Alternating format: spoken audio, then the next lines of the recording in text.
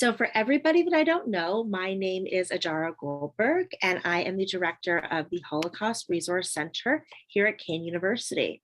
We are so excited for today's program, which features Dr. Emma Venables of the UK. And she'll have an opportunity to introduce herself in just a couple of moments. But first, I would like to acknowledge our partners in today's program. Our friends at the Theater Conservatory and Women's and Gender Studies were very helpful in bringing Emma to our Kean campus, albeit virtually, and for making sure that we could present this opportunity to our students and communities. For those of you who are new to the Holocaust Resource Center, we were founded in 1982 by survivors who settled in the Elizabeth area of New Jersey. And the goal for this group of survivors, and Prism, oh my goodness, Prism, I just saw Julia here, thank you. And Prism, I'll get to in a moment. Our group, hello, Julia. The center was established to ensure that all New Jerseyites had access to Holocaust education and remembrance, regardless of their socioeconomic background, religion, race, and whatnot. And so our center was founded on the mission to teach about and remember the Holocaust in order to better society. And a byproduct of that has very positively been the expansion of our programming to incorporate more than just the Holocaust. And so many of you who've worked with us before know that we do tremendous programming around the Holocaust, but also other instances of genocide. And we also run programming and courses that speak to LGBTQ+ history and disability history. And in that vein, we are so proud that we have our friends from the student group Prism here as co-presenters as well.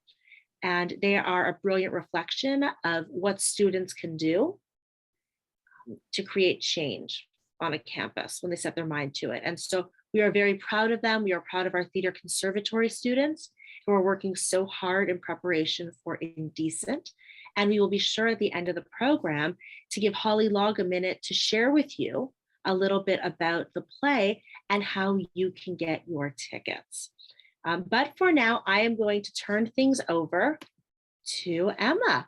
Emma, the floor is yours. Thank you. And thank you so much for inviting me to speak. It's such an honor. It's so nice to be here, albeit virtually. It is bonfire night tomorrow in the UK, and I've just heard fireworks going off. So if you hear loud banging, do not worry. It's people celebrating Guy Fawkes Night over here. So welcome to my talk. Hopefully it will be interesting. Do feel free to ask questions throughout if you have a burning question. So yes, Indecent, Forbidden, Taboo, representing lesbians in fiction about the Holocaust/Nazi era. And those are my contact details there, should you need them. I'm going to start with a quote before I introduce myself properly. So this really just is a line from the play that really struck me. So Shalom Ash shows women as in flesh and blood. My screen is as flesh and blood. My all your faces are covering part of my screen. And so this quote really struck me because it's what I aim to do in all my fiction. So I write a lot of fiction about women, representing women, and I just really love that notion of women as flesh and blood, as kind of fleshed out. There's a lot of stereotypes. You'll hear me ranting about that over the course of today. Women are often represented as stereotypes, and that really frustrates me. So this notion of flesh and blood is really struck me. So a little about me. So I'm Dr. Emma Venables. You can just call me Emma.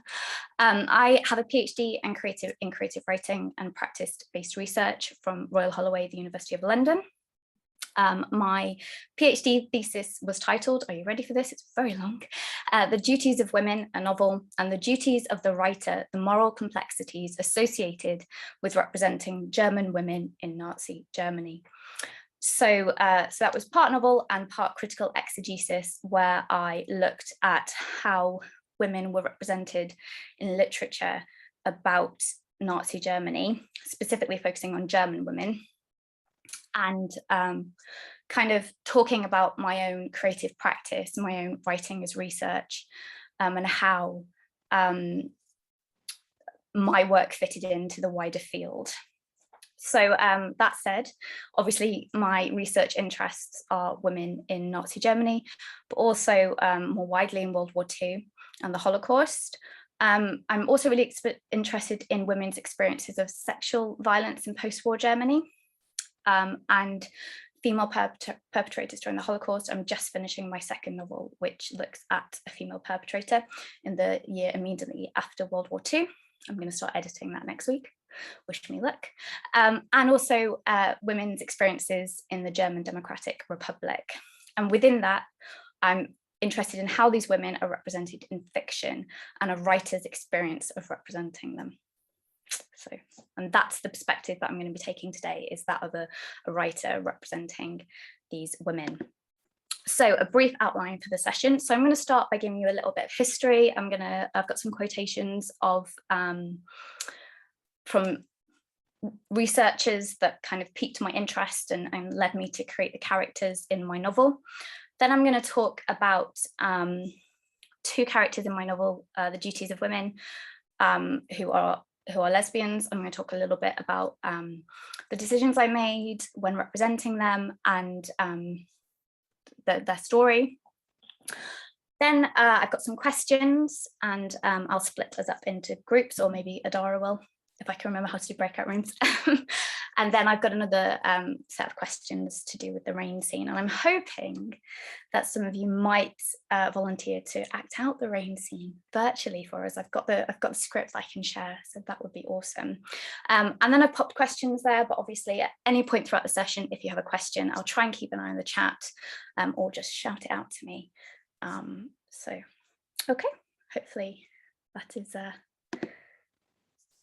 piqued your interest. So what I kind of wanted to start with was the three words that I've plucked out, indecent, forbidden, and taboo. And I want you to consider those words and what they conjure up for you. How do they make you feel? And what do they mean to you, to society, and perhaps in the context of this workshop? So obviously there's no right or wrong answers. You can just pop them in the chat, or you don't have to share them all. I just thought it would be a good exercise to kind of just start getting us thinking about the themes associated with the session.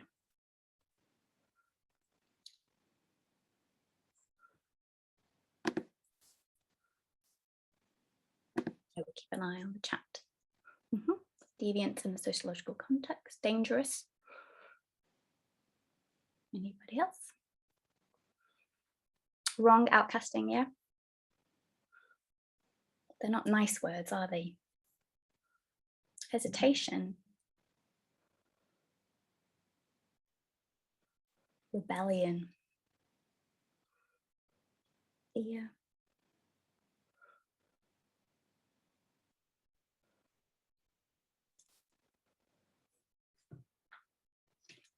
My water bottle is making a tapping sound, so I'll stop that. Any other words? So kind of quite negative connotations, fear, shame, silenced. So a lot of this is the experience, not just of lesbians, but of homosexual men as well during the Holocaust. Yeah, silence, shame, some very kind of deep, dark kind of feelings. Enticing, that's a different one. Yes, absolutely. Intriguing, yep, definitely. There's definitely something intriguing about the words. And liberating, yeah, absolutely. Okay. Restrictive, yeah.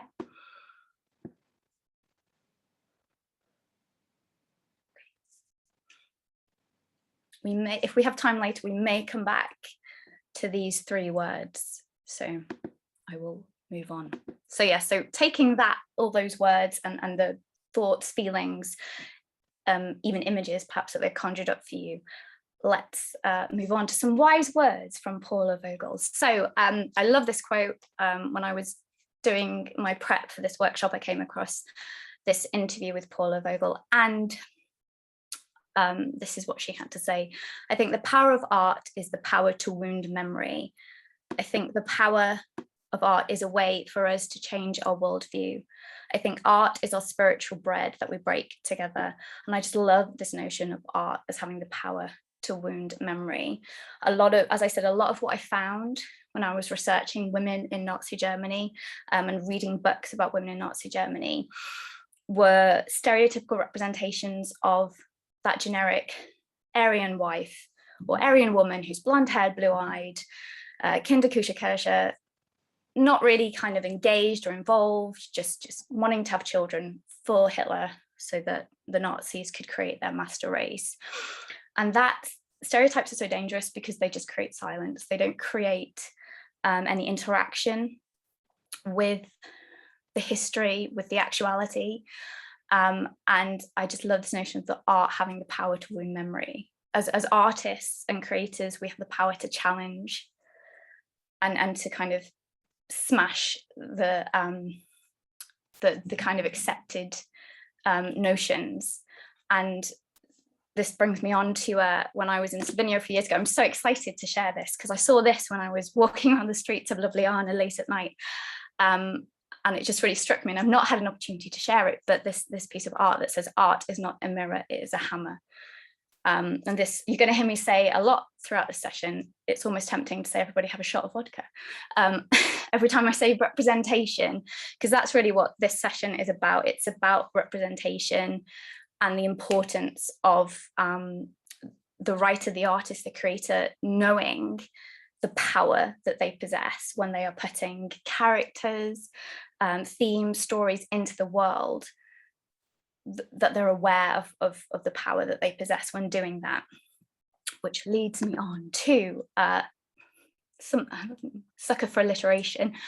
Representation equals responsibility. And that's something that I take very seriously when I am representing these women's stories. Often the stories that I tell are from women who are from the margins of society or whose stories aren't accepted. And I will talk about, as I said, I'll talk about two of my characters in a little bit.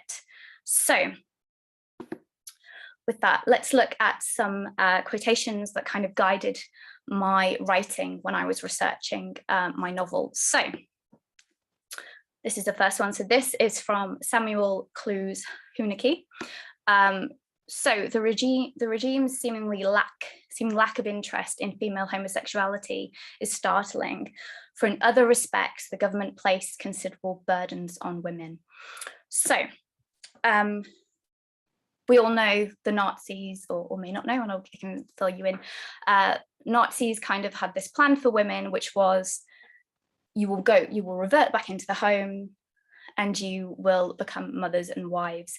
There's a really cringy quote from Joseph Goebbels' novel Michael that is along the lines of, the woman pretties herself and stays in the nest, the man goes out and gathers the food. And that was kind of what they wanted, what they envisioned. It's not what they got, because war happened and the role of women changed over the course of war, because they needed the war, women to kind of keep the country going while the men were fighting.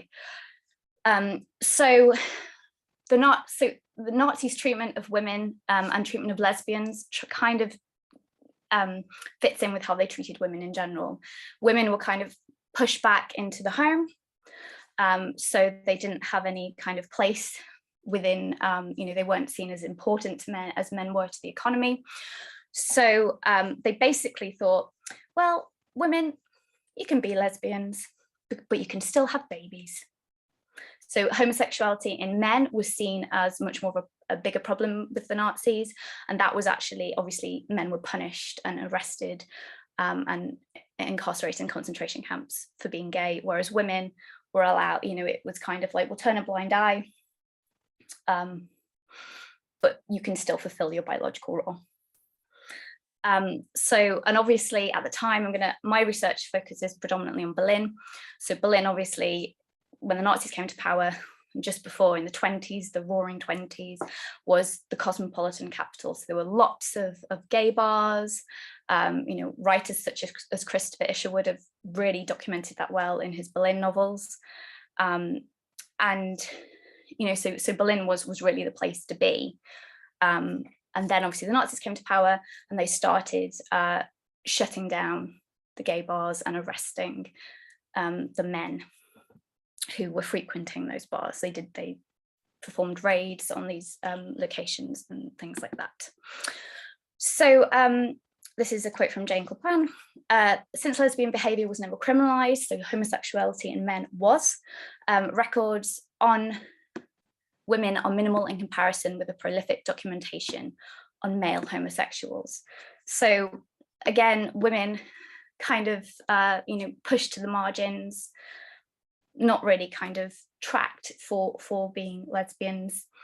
Again, fitting in with this wider view of kind of women, you can just be wives and mothers, that's fine. You can be gay, but you can still fulfill your biological destiny.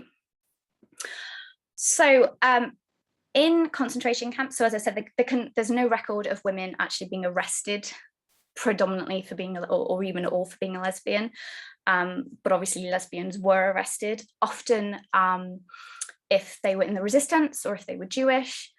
These were the reasons why lesbians would find themselves in concentration camps, and obviously things like petty crime, if they were sex workers, things like that. But they weren't forced to wear, as Jill Stevenson says here, they weren't forced to wear the pink triangle badge that cruelly distinguished gay men, because when a lesbian was incarcerated, it was not I'm just completely losing the ability to speak here, primarily because of her sexuality, but because she was either non-Aryan or politically unreliable. And ironically now, as Jack G. Morrison writes in Ravensbrück, Everyday Life in a Women's Concentration Camp, lesbians at Ravensbrück needed to be somewhat circumspect, for according to camp rules, homosexual behavior was a punishable offence.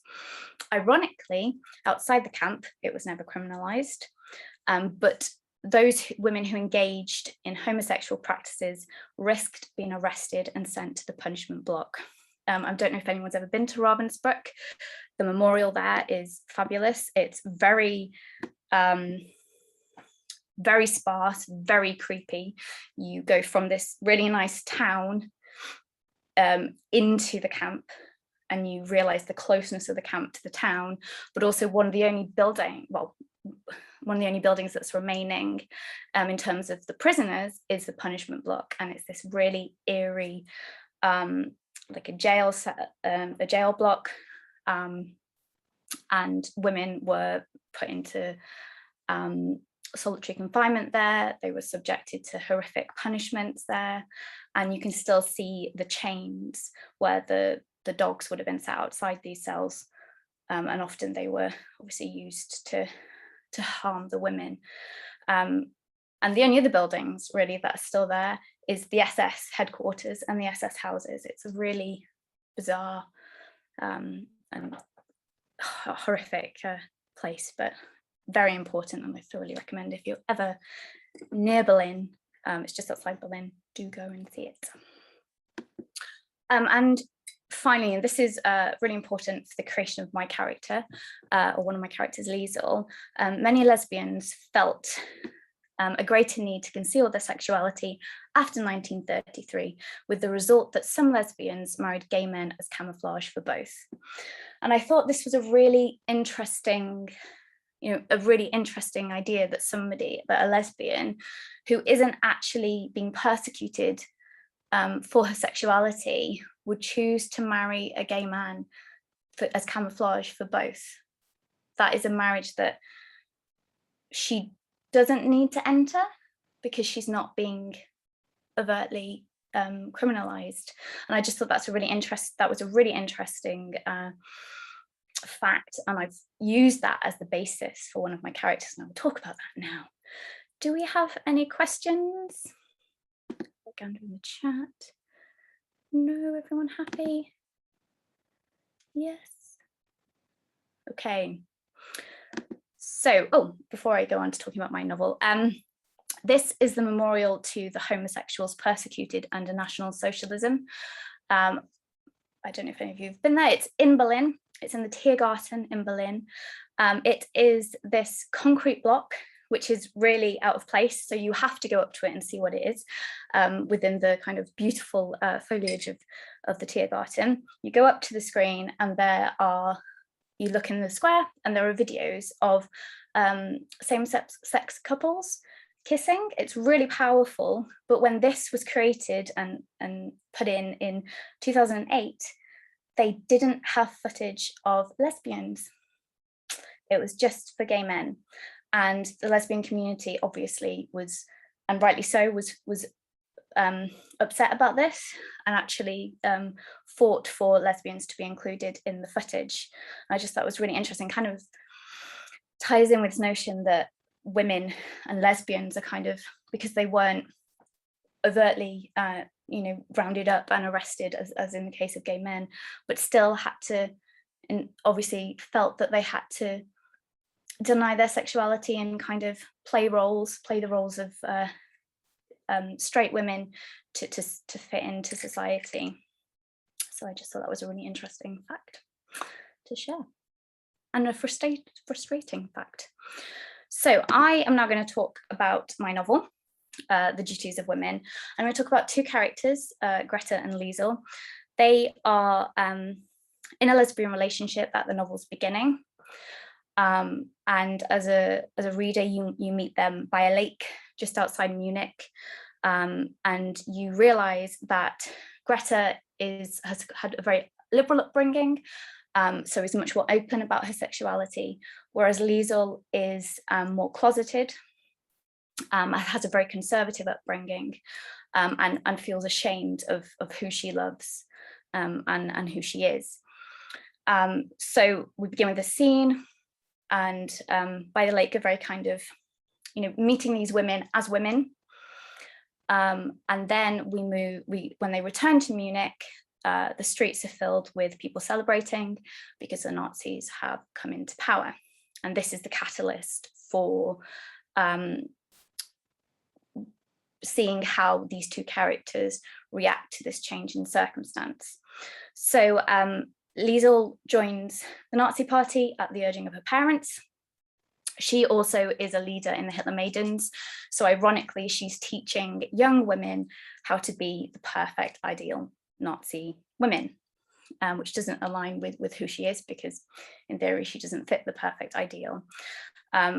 We move to Berlin, and Greta goes with her, and they obviously start frequenting Berlin's gay bars, because it's still, some of them, weren't immediately shut down.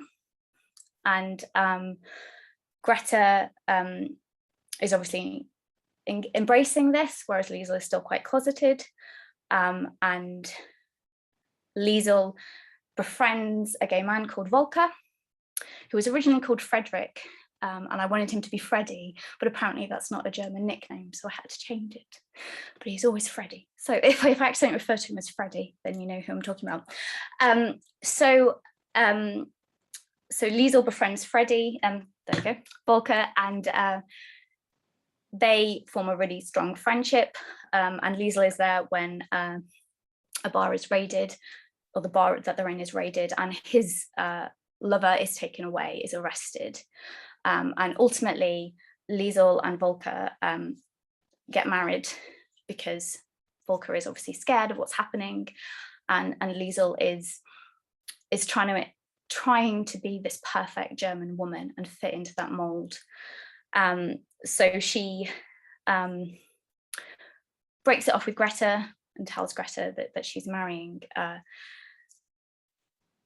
she's marrying Volker.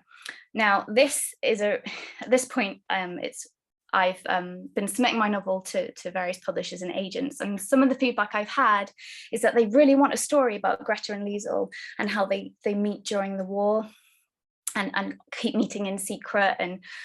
And for me as a writer, that was never my intention to write a kitschy love story. I'm sure it probably did happen, but it just doesn't feel right to kind of undermine the fact that people made these huge sacrifices in order to survive, and just to write a love story about two star-crossed lovers, that it just feels incredibly wrong.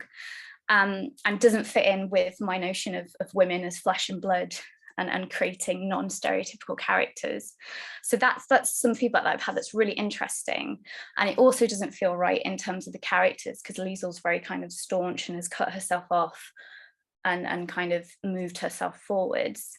So again, an authorial decision there, and also kind of, trying to, again, as a writer, trying to be put into molds and write things that I don't feel comfortable with.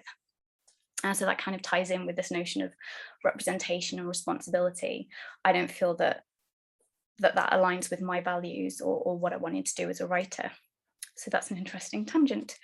So Liesel marries Volker, who goes to war. And there's a lot of tension there because she's kind of cut herself off and is very much focused on being a German wife. She has a child with him, whereas he is kind of escaping his marriage and being able to go by going to war. And Greta, then I was interested in the notion of what someone who's had this horrific kind of loss because of National Socialism, because of the kind of ideals of the Nazis, would do in that situation. And Greta joins the resistance to help people to help Jewish people who are obviously being persecuted by the Nazis. She's eventually caught and then disappears. Another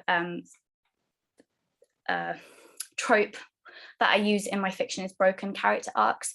It drives all my friends crazy because they like to know what happens, but I think it's always good to finish a story, particularly a short story, with the reader still having questions. So in my novel, I use broken character arcs where characters just disappear, because what I wanted was for my reader to kind of look beyond the text in a way and think about kind of be provoked to kind of interact with the spaces that I'm writing about, such as Ravensbrück, Berlin, to maybe go to memorials and museums and ask questions of these spaces to kind of find more answers. So I kind of, it's a bit mean in terms of story, but I think I use that as kind of a tool to kind of get people interacting with the history. So Greta disappears. We do kind of find out through the gossip.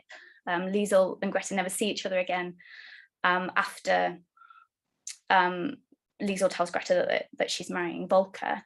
But there's often kind of these hints that they're kind of perhaps in the vicinity of each other. Again, a kind of playing on my readers' emotions a little bit. We all love a happy ending, but I like avoiding those in my fiction, which is terrible, really. But I kind of wanted it to be very reflective of the experience of a lot of people during this time, that they never, people went missing, they didn't meet again. And so that's what I did there. So and then ultimately Liesel has tried to fit into this mold of the perfect German woman, and she has a child who she then ultimately, trying to save her child, she is murdered by a Soviet soldier at the end of the war. Incredibly depressing, but based on reality, and I felt that I couldn't write a happy ending because it just didn't really fit. So that was my let me just double check that I've made lots of notes. Let me double check that I've said everything I needed to. So yeah, so that is a snapshot of my novel. I hope that it's really hard talking about something that's quite abstractly, and it probably doesn't mean a lot, but I hope that you've kind of gained a little insight into my creative process and how I wanted to represent these women and not delve into the stereotypes, which I find really frustrating when I'm reading a book set during this time. Any questions on that? When you say the character just disappears, meaning they just like they leave the story completely? Yeah. So so I call it a broken character arc. Their arc is complete in terms of the story, but as a reader, I guess that you're thinking, well, where what could have happened? I really like that, just because like as a reader, being so invested in one specific character and then having them ripped from the story, it's just like in real life, like during the Holocaust, these were living, breathing, flesh and blood people, and then to be so completely invested in this person, and then to have them quite literally ripped from their lives without any explanation, that really, it's very loud. It speaks volumes. It really Oh, does. thank you. Of Thank course. you. Yeah, it happens with a few of the characters, because I just felt that, again, like, you know, to have that emotional impact on the reader, but also to kind of get the reader to go, well, what could have happened? So to ask questions beyond the text in a way. So thank you. We're still, yeah, that's a good Cax. That's a good, yeah. Women were pressured to socially marry. It was the German ideal that women married, had a family. Yeah, absolutely. Marriage would protect lesbians from rape. Not at the end of the war, not when the Soviets came in. The Soviets raped a lot of German women for revenge for what the Germans had done to their country. Even Jewish women weren't safe from rape when the Soviets came in. There's a fantastic book called A Woman in Berlin, written by an anonymous woman at the end of the war. It's her diaries, if you're interested in looking at that. So yeah, so tragically, no German woman was safe from rape. Yeah, history is often depressing, but it's critical to avoid romanticization of difficult topics. Yeah, but it's really frustrating how many people want topics to be romanticized. And it's incredibly frustrating in terms of finding a publisher, because my book doesn't fit into a historical fiction genre, because it has these broken arcs. It's told from 6 different perspectives, because I wanted this kind of cross-section of society.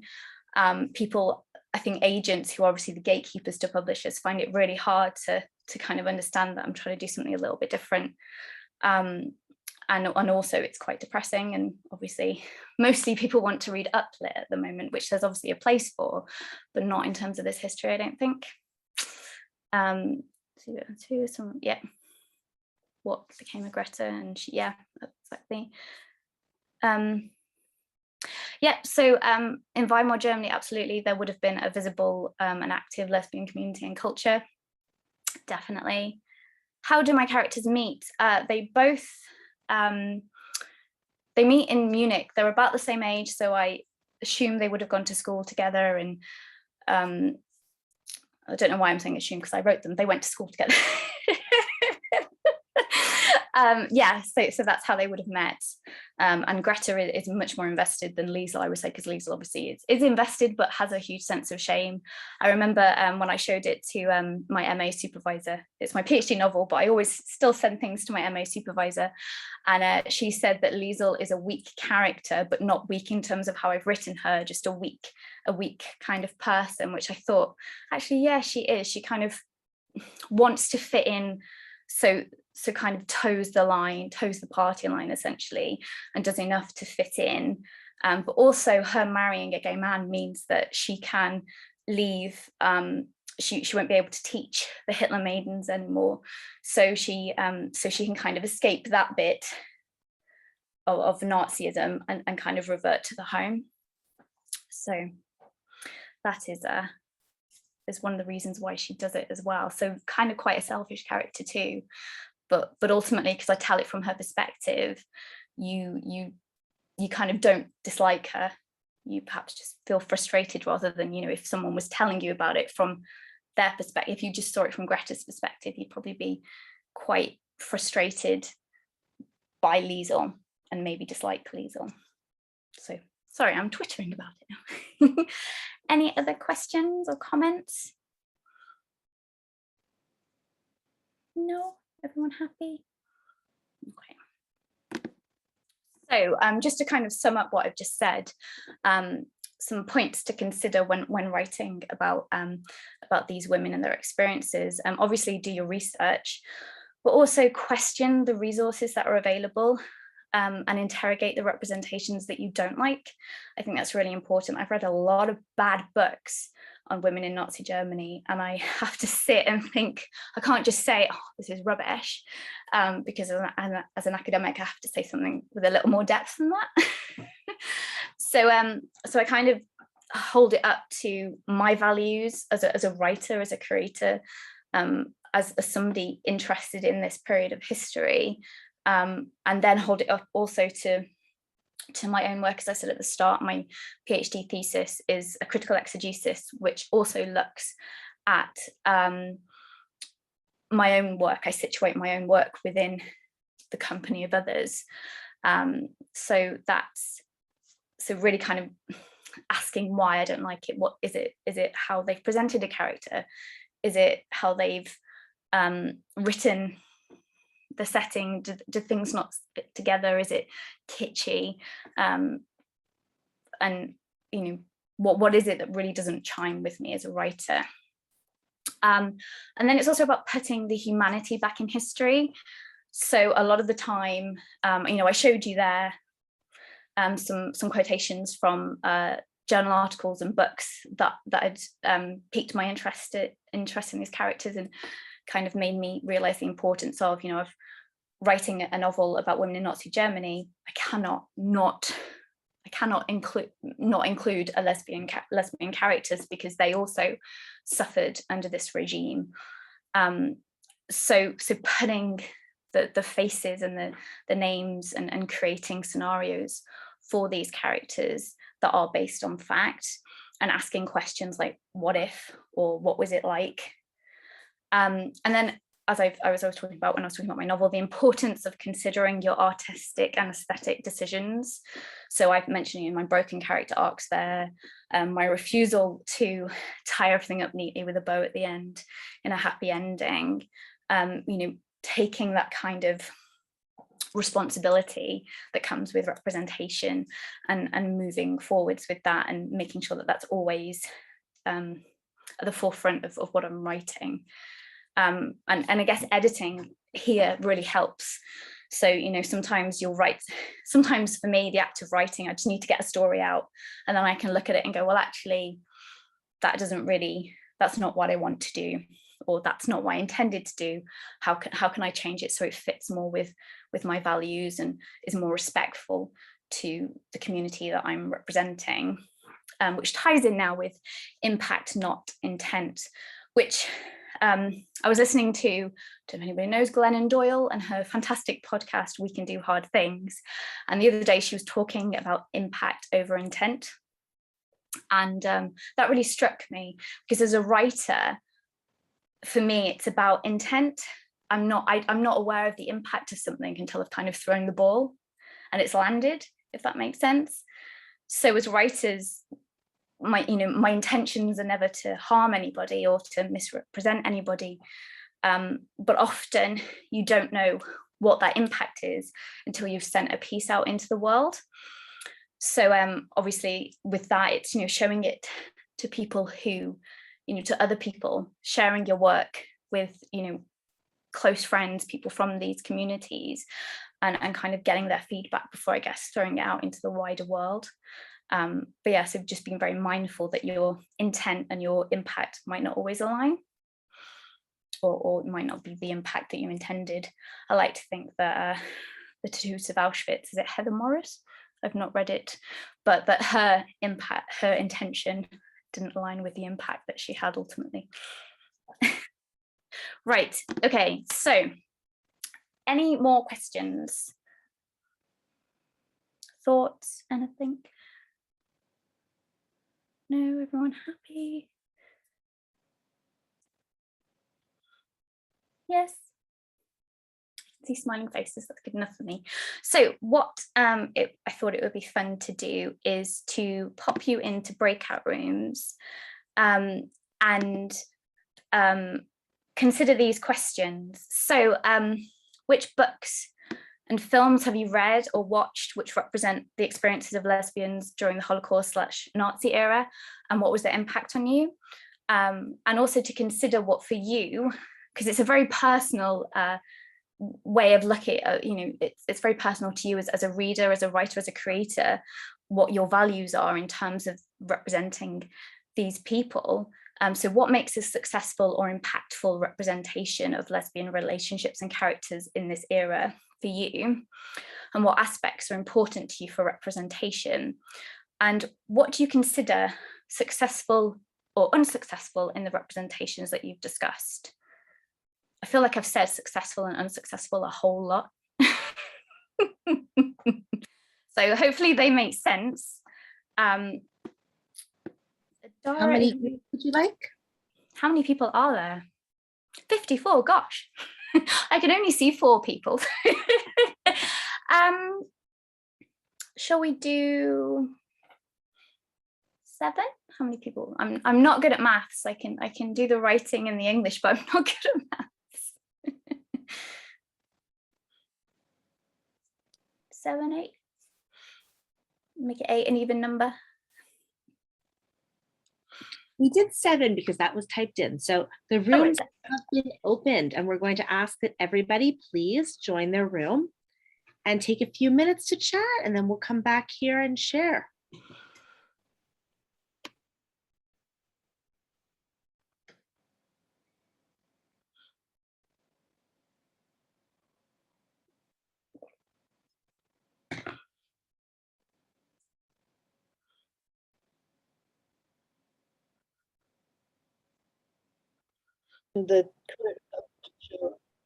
I mentioned Babylon Berlin, the series on television, which is actually when the Nazis are coming into power.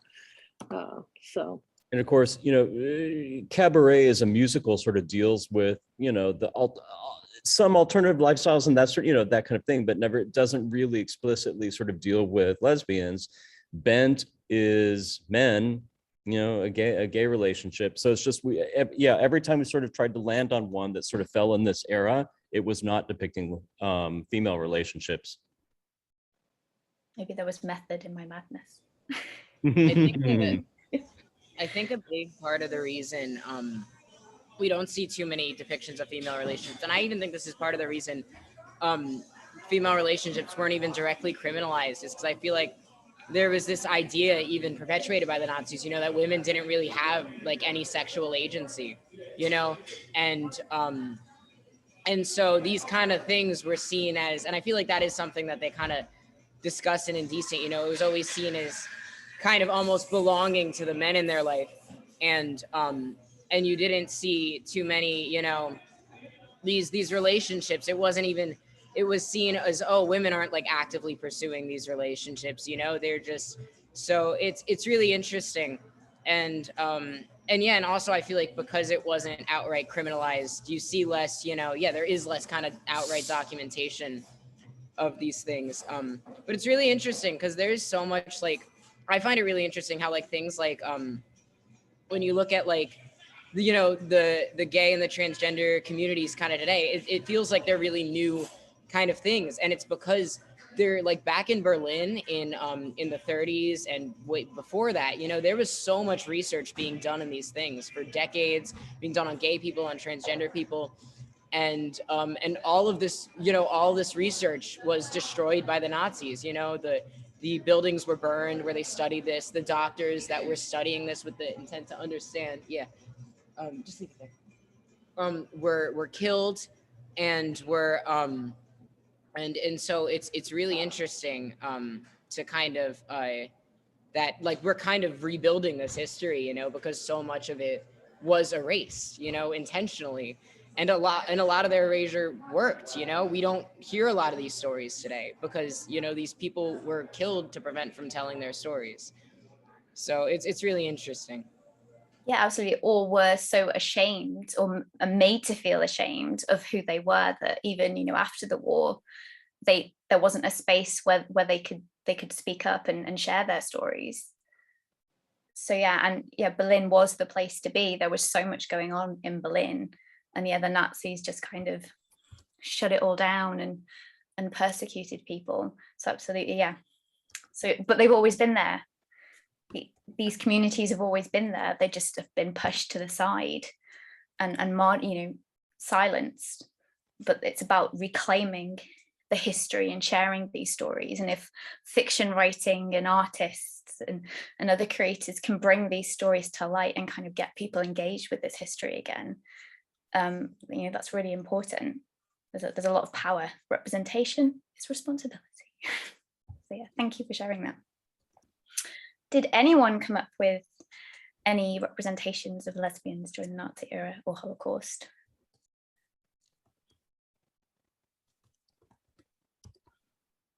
Can I add something? Of course you can. We couldn't come up with any either, but one of the things that we were thinking about was that often when we were thinking, or at least I'll say for myself, when I think of any lesbian images during the Nazi era, my mind immediately goes to the perpetrators. Mhm. And so you think of this stereotype of a Nazi woman being super butch, right? And so this idea that like, to make her a villain, she has to be this butch woman, which of course we know gender and sexuality are two different things, but to conflate, it's sort of a classic lesbian villain, is to be this evil, mean, butch, heartless woman. And that would really be the only way a woman could be a Nazi or a perpetrator of any crime. Definitely. Like yeah. Lotte Lenya, who was in one of the James Bond. She played this butch, Nazi kind of character with a knife. Right. And we love seeing those kinds of villains because we can't wrap our, it's harder to wrap your head around this idea of like a straight woman being a perpetrator or a femme woman being a perpetrator, which of course, statistically, the Nazi women were women who were involved in Nazi parties probably were, of course, most of them straight. Or femme or whatever, you know, words we want to use. So I just thought, I know it's not entirely your question and we're not thinking, that's not exactly thinking about the victims or the targets of the Nazis at all. But this idea that the villain would be a butch woman, Definitely, yeah.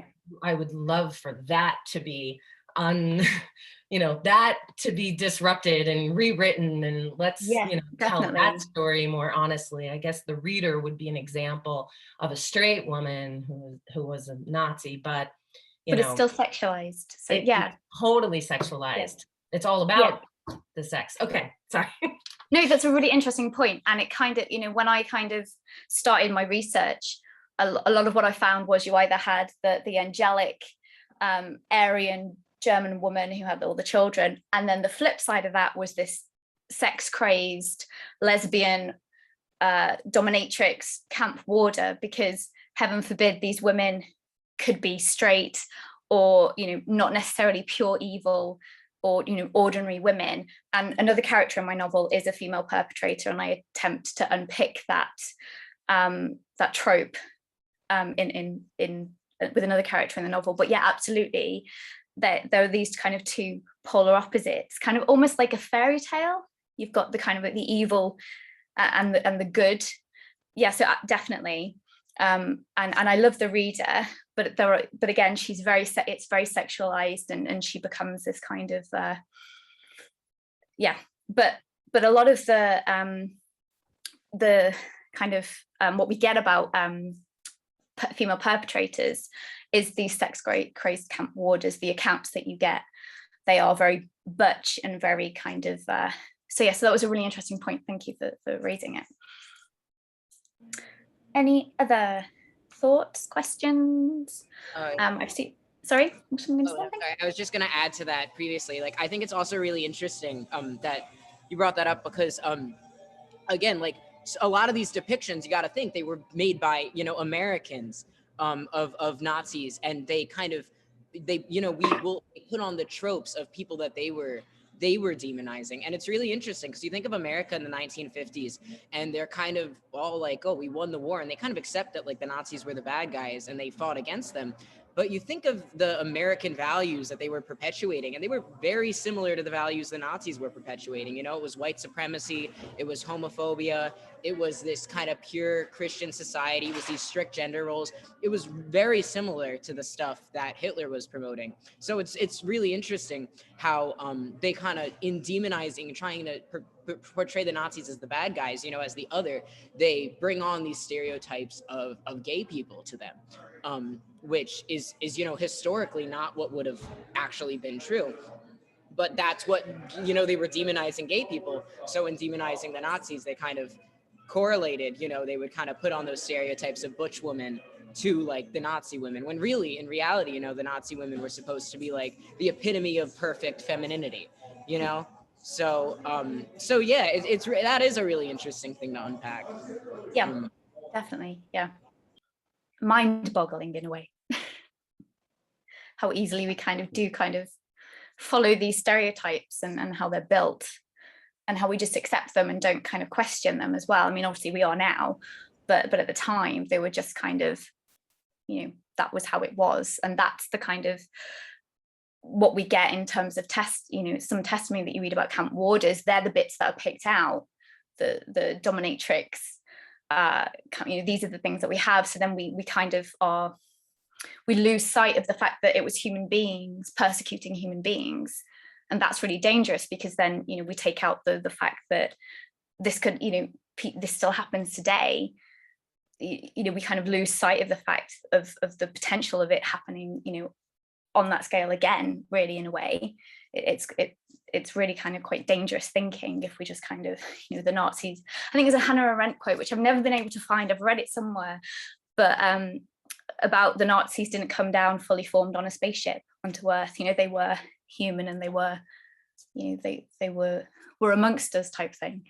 So yeah, so definitely something that definitely needs unpacking. There's something really dangerous in kind of just viewing the Nazis as like these monsters, because that's not who they were. They were human beings that all joined the party, you know, for their own reasons. They all had their own legitimate reasons why they believed this was right. And and I think like what you were saying, like, viewing them as kind of these like crazy monsters is kind of takes away the fact that these are human beings, and that also these are human beings like, you know, like you and me, and any of us could kind of fall into that same trap of perpetuating hatred. And again, I feel like I said, a lot of the kind of the otherness of kind of portraying the Nazi women as like these butch women is, I think, trying to separate it, because if they portrayed the Nazi women as they kind of were being promoted as these kind of feminine women, then they would realize that that was kind of really similar to the things that they were promoting to American women.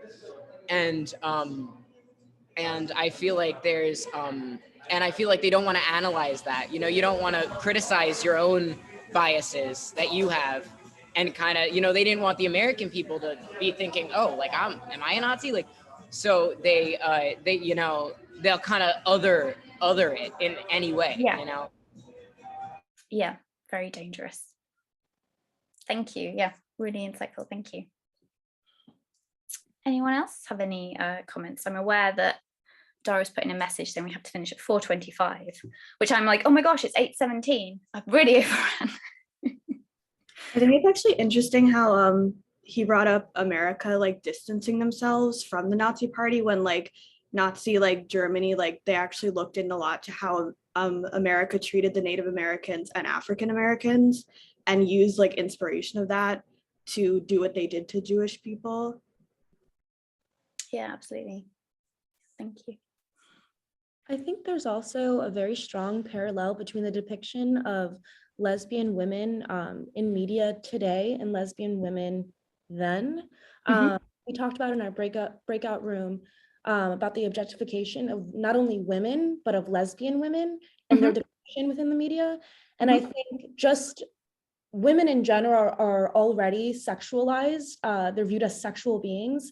And then if they also fall into the category or the intersection of a lesbian woman, they're even more so like overly sexualized. And the one play that we all kind of agree that we all knew is Indecent, which we're doing at Kean. And in the play, they have this moment where they talk about how when you remove the love from the play within the play, all you have is sex.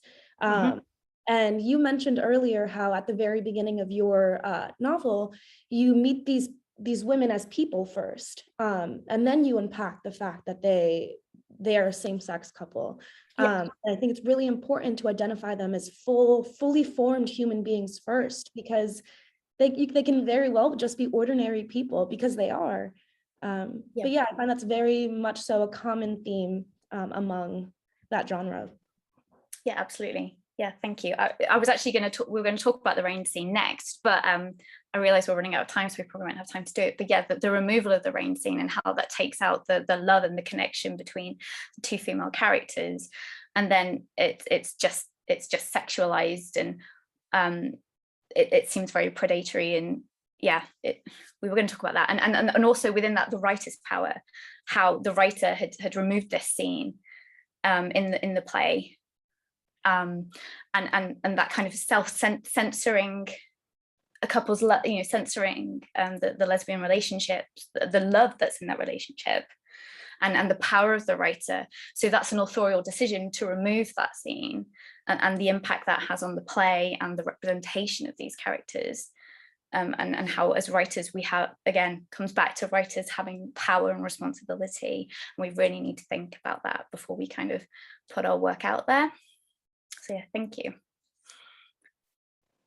Anyone else have anything to say or add, or any questions? I did note a question in the chat about whether I think that I'm a feminist novelist. Yes, absolutely. I definitely think that my novel, The Duties of Women, is hugely feminist, in that it's kind of trying to break stereotypes and also bring these kind of real women to the forefront of and it's come out of the research I've done, where I got very frustrated with what I've read about women in Nazi Germany and fictional representations of them. So thank you for that question. Any other questions or thoughts? No, I'm happy. Perhaps we can take a moment before we wrap up to ask Holly, would you like to share a little bit about Indecent and how other folks at Kean can come and see the show that so many of today's participants are going to be starring in? Well, sure. Thank you. Indecent is Paula Vogel's play that we've been referring to throughout Emma's presentation. And our rehearsals started about a month ago. Much of the cast I think all of the cast is here with us. And we open next Friday night in Wilkins Theater. We run for 8 performances over the course of 8 days.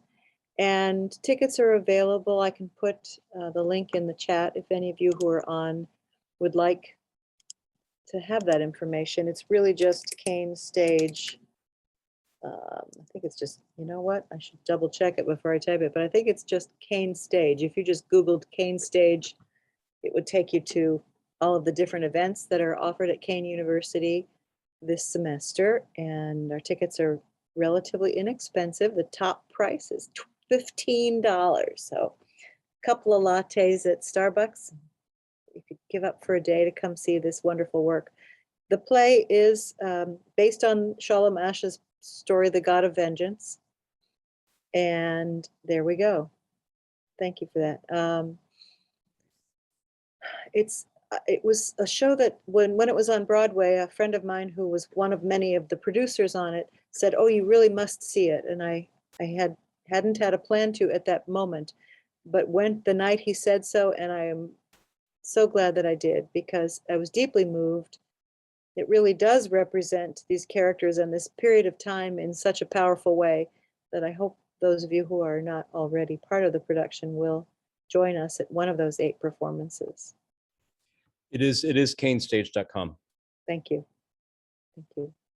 And we appreciate having our partners from Women's Studies and the Holocaust Resource Center and Human Rights Institute who are helping us promote this work, because it's an important story to tell. Thank you, Holly. And I just saw an awesome note that came into the chat for anyone who is interested. Dr. Compian has written that the Women's and Gender Studies program at Kean will sponsor the $10 tickets. So if anybody's interested in taking advantage of that, please contact Dr. Compian directly.